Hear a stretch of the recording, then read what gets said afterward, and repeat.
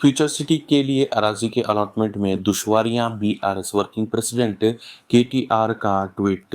BRS के working president केटी रामाराव ने कहा है कि चीफ मिनिस्टर के फ्यूचर सिटी का कोई मुस्तकबिल नहीं है और फ्यूचर सिटी के क़याम के इम्कानात मौहूम है। केटी रामाराव ने कहा कि चीफ मिनिस्टर रेवंत रेड्डी ने शहर के अतराफ फ्यूचर सिटी के क़याम का ख्वाब देख रहे हैं और ये मुमकिन नहीं दिखाई देता। सिर्फ अपने ख़ानदान के अफराद के मफादात का तहफ़्फ़ुज़ करने के लिए हैदराबाद और फार्मासिटी की अराज़ी को रियल इस्टेट के हवाले करने का मंसूबा है।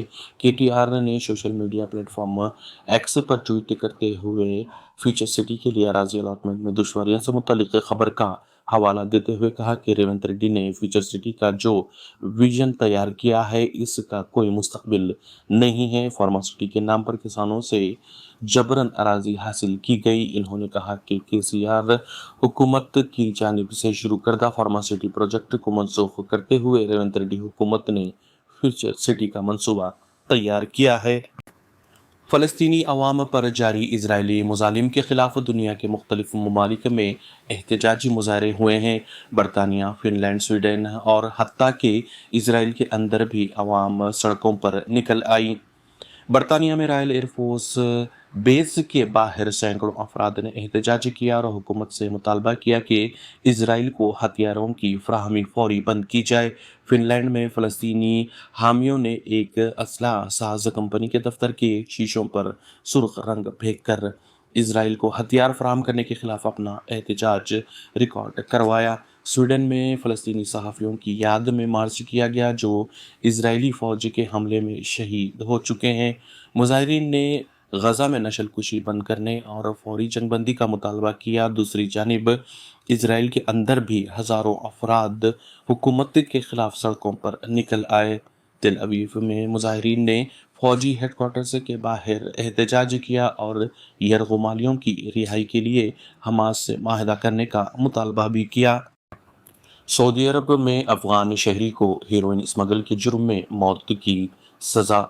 सऊदी अरब में मुंशियात स्मगलिंग के जुर्म में एक अफगान शहरी को सज़ाए मौत दे दी गई।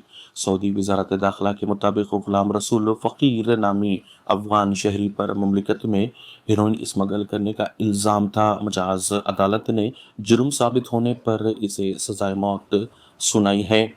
वज़ारत दाखिला का कहना है कि मुजरिम ने सुप्रीम कोर्ट में अपील भी की, ताहम अदालत ने फैसला बरकरार रखा और मक्का मुकरमा में सज़ा पर अमल दरआमद कर दिया गया। सऊदी वज़ारत दाखिला ने वाज़ेह किया है कि ममलिकत में मुंशियात के खिलाफ सख्त क़वानीन नाफिज़ हैं और इस जुर्म में मुलविस अफराद को किसी किस्म की रियायत नहीं दी जाएगी। स्कूल ड्रामे में बुर्खापोश मुस्लिम लड़कियों को दहशतगर्द के तौर पर पेश किया गया। गुजरात के भावनगर में वाक़या पेश आया, वीडियो वायरल, मुल्क भर में बरहमी की लहर। यौम आज़ादी जो इत्तेहाद व एहतराम का दिन होना चाहिए था, मगर गुजरात के भावनगर में मुसलमानों के लिए तौहीन अमेज़ दिन साबित हुआ। खंबड़वाड़ा स्कूल में 15 अगस्त को एक ड्रामा पेश किया गया जिसका वीडियो फुटेज मंजर आम पर आने के बाद मुल्क भर में बरहमी की लहर दौड़ गई है।